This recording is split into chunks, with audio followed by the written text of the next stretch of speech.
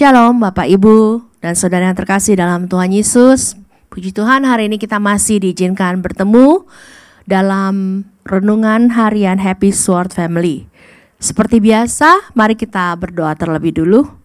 Kami mengucap syukur terima kasih Tuhan buat hari yang baru yang Tuhan berikan untuk kami. Satu hari lagi Tuhan berikan kesempatan untuk kami hidup, untuk kami bernapas, untuk kami bekerja, beraktivitas sepanjang hari ini. Namun sebelum itu kami mau datang lebih dulu padamu Tuhan. Kami mau serahkan hari ini ke dalam tangan-Mu dan kami mau mendengar sebagian daripada kebenaran firman-Mu. Biarlah kiranya firman-Mu yang kami dengar pada pagi hari ini boleh merema di dalam hati kami dan menjadikan kami sebagai pelaku firman. Dalam nama Tuhan Yesus kami berdoa. Haleluya, amin. Firman Tuhan hari ini masih diambil dari perumpamaan anak yang hilang dalam Lukas 15 ayat 11 sampai 32. Kita sudah mendengar khotbah dari Bapak Gembala tentang anak yang bungsu ini dari beberapa tahun yang lalu. Namun luar biasanya firman Tuhan begitu berkuasa. Tidak habis-habisnya digali baik dari Bapak Gembala sendiri maupun dari teman-teman lain yang membawakan renungan. Bapak Ibu dan Saudara yang terkasih dalam Tuhan Yesus, hari ini kita mau belajar dari perjalanan hidup si bungsu. Karena itu judul renungan hari ini adalah As Long As We Live atau Selama Kita Hidup. Jadi jika kita membaca kembali Lukas 15 ayat 11 sampai 32 ini, kita dapat melihat bagaimana kehidupan si anak bungsu ini yang tadinya baik-baik saja. Sebagai anak yang bungsu, ia hidup mewah, ikut serta menikmati harta kekayaan bapaknya. Ia tidak usah mempersiapkan keperluannya sendiri karena pastinya ia memiliki para pelayan, orang-orang yang selalu siap untuk melayaninya. Setiap hari hanya kesenangan yang ia dapatkan. Mungkin ia tidak pernah bermimpi kalau suatu hari, karena kebodohannya sendiri, ia akan merana, kelaparan, dan menderita, bahkan sampai ingin memakan makanan babi untuk sekedar mengisi perutnya yang kelaparan.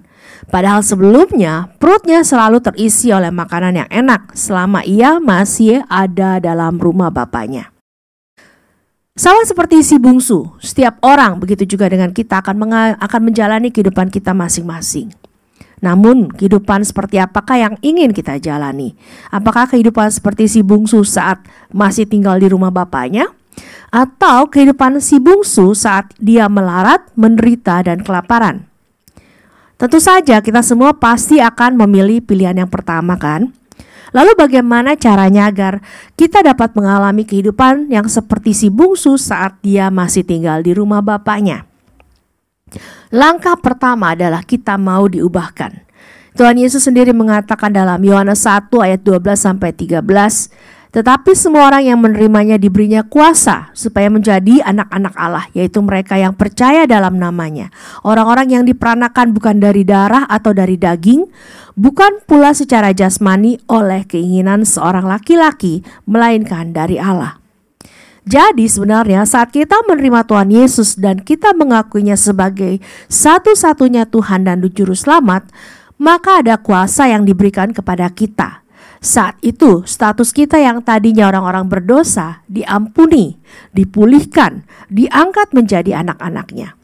Sebagai anak berarti kita juga dapat menikmati kehidupan yang sejahtera, sama seperti si bungsu saat dia masih tinggal di dalam rumah bapaknya. Namun dalam perjalanan hidup berikutnya, banyak orang-orang yang tidak kuat, yang mengundurkan diri, yang berpaling bahkan menjual Tuhan hanya untuk status pasangan hidup atau jabatan. Sama seperti yang Tuhan Yesus katakan, yang terdahulu akan menjadi yang terakhir dan yang terakhir akan menjadi yang terdahulu. Pada saat itu kehidupan mereka pun berubah, sama seperti si bungsu saat dia melarat dan kelaparan. Masalahnya setelah mengalami semua itu, malah orang-orang tersebut menyalahkan Tuhan, kecewa terhadap Tuhan, sehingga mereka makin jauh meninggalkan Tuhan.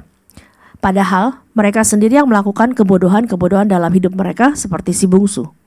Mereka yang lebih dulu menjual harta warisan mereka, yaitu karunia sorgawi dan kuasa yang sudah diberikan Tuhan kepada anak-anaknya. Seperti yang dikatakan dalam Yohanes 1 ayat 12 sampai 13 tadi. Namun saat mereka terpuruk, mereka bukannya bangkit dan kembali kepada Bapa di surga seperti si bungsu, malah menyalahkan Tuhan, meninggalkan Tuhan. Padahal Tuhan tidak pernah merancangkan hal yang tidak baik bagi anak-anaknya, seperti yang tertulis dalam Yeremia 29 ayat 11, yaitu rancangan damai sejahtera dan bukan rancangan kecelakaan. Bapak, Ibu, dan Saudara yang terkasih dalam Tuhan Yesus, dari apa yang dialami si bungsu ini, kita dapat mengambil pelajaran dari si bungsu, yaitu pertama, selama kita hidup, kita harus menyadari bahwa apa yang kita dapatkan di hari tua nanti itu tidak datang begitu saja, melainkan karena investasi yang kita lakukan di masa muda.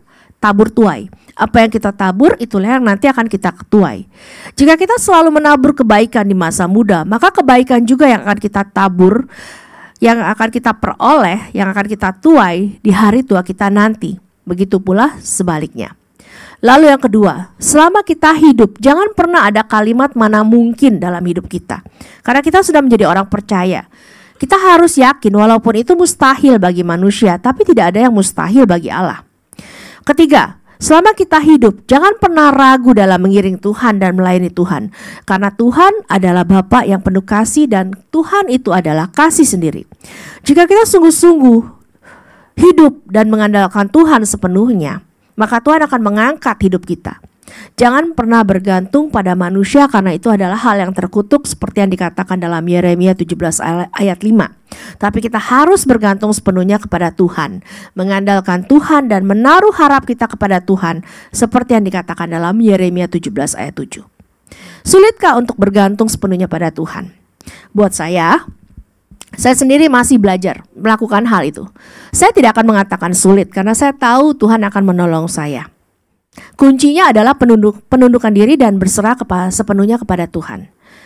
Ya, saya akui memang tidak mudah karena ego ini, akal kita ini masih terus mendominasi kita agar kita mencari pertolongan pada manusia. Nah, itulah yang harus kita lawan.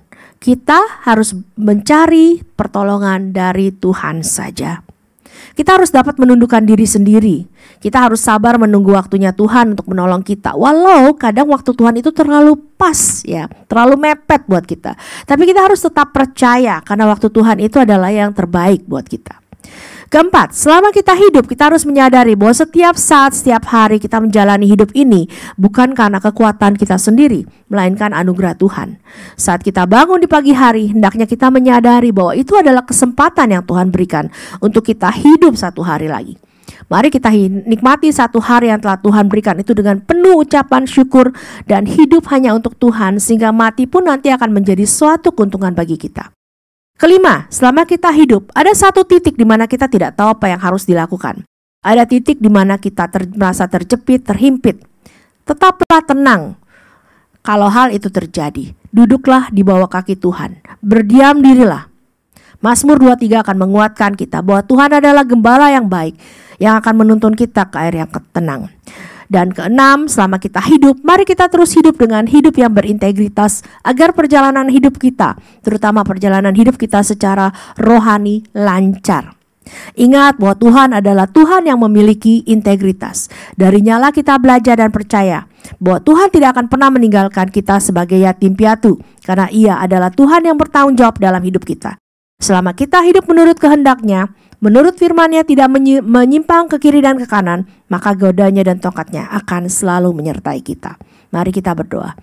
Kami mengucap syukur, terima kasih Tuhan untuk firman-Mu hari ini. Ajar kami Tuhan untuk belajar bagaimana kami hidup dari hari ke hari sesuai dengan kehendak-Mu. Kami mau hidup hanya untuk Tuhan, sehingga kematian akan menjadi suatu keuntungan bagi kami. Dalam nama Tuhan Yesus kami berdoa. Amin. Kita harus menuju kepada kesempurnaan sama seperti Yesus yang sempurna agar tidak tertinggal saat Dia datang kedua kali. Perlahan dan pasti Roh Kudus akan menuntun kita dan menolong kita. Izinkan Roh Kudus bekerja dalam hidup kita. As long as we live, selama kita hidup, mari kita hidup hanya untuk Tuhan. Amin. Tuhan Yesus memberkati.